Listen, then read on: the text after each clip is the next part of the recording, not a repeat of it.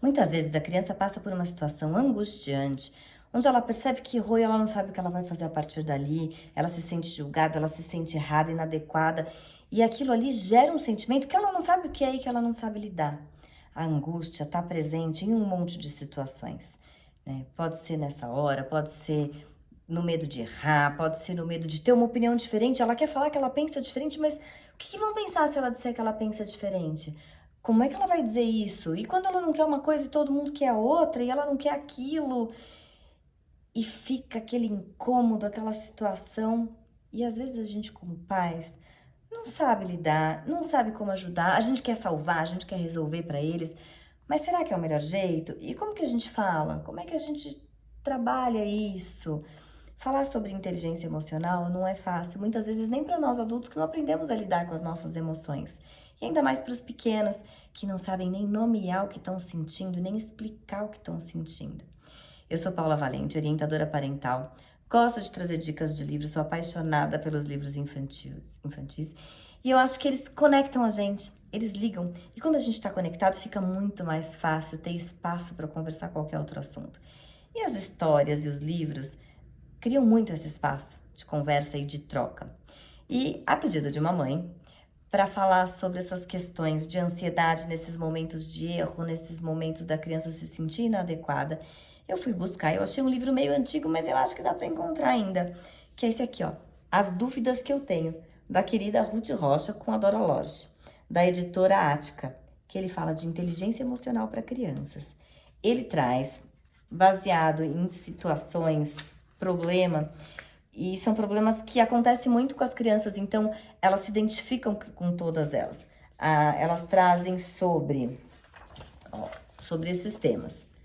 Quando eu não sei, quando eu não consigo, quando eu penso diferente e quando eu erro.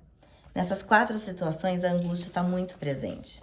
Elas falam um pouquinho aqui sobre o que aborda esse livro. E aí, elas sempre trazem uma situação problema, uma situação angustiante, que a criança muito provavelmente vai se identificar, e depois um jeito de olhar para essa situação, um jeito de ver um outro ponto de vista, de tornar mais leve, de lidar com isso. A gente não precisa concordar com o que está dito, a gente não é que é uma verdade, não é que tem que ser assim, mas são ideias para a gente perceber que, opa, não é só essa verdade, existe aqui um outro lado, talvez, né? Porque a gente às vezes se prende naquilo ali e aqui a gente pode ver que existem outras possibilidades. E se não for a que ela sugeriu, qual outra poderia ser?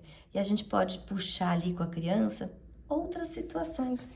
Então, ó, ela vai trazendo uma situação problema. Vou dar um exemplo de cada um para vocês verem como a gente se conecta com eles, né?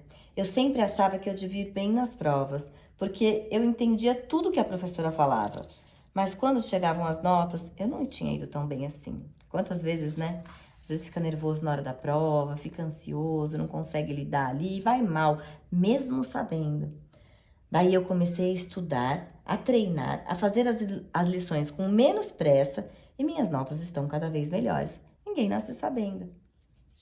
Então, eles se conectam com a situação e aí a gente pode pensar, e que mais que pode acontecer para nota melhor? Talvez reler a prova, talvez fazer com mais calma, né? A gente pode pensar com a criança várias sugestões. Quando eu não consigo, quando alguém me corrige e eu percebo que eu tô errada, eu fico envergonhada. Eles ficam arrasados, né, quando eles sabem que erraram.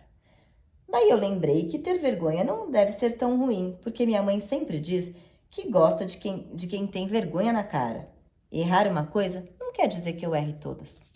Então aqui a gente está olhando para um outro lado, né? Ter vergonha não é tão ruim assim. Pode ter o lado bom de ter vergonha. A gente pode perceber que a gente está fazendo de errado, que a gente, né, se corrigir. Pode até ser por um bom caminho. A gente pode olhar para várias situações. E quando eu penso diferente? Quando os meus amigos queriam fazer alguma coisa e eu não queria, eles diziam que eu era chata. Xiii, isso acontece bastante, né? Mas nem sempre eles me acham chata. Eles gostam de mim. Acho que eles brigam porque querem a minha companhia. Pode ser.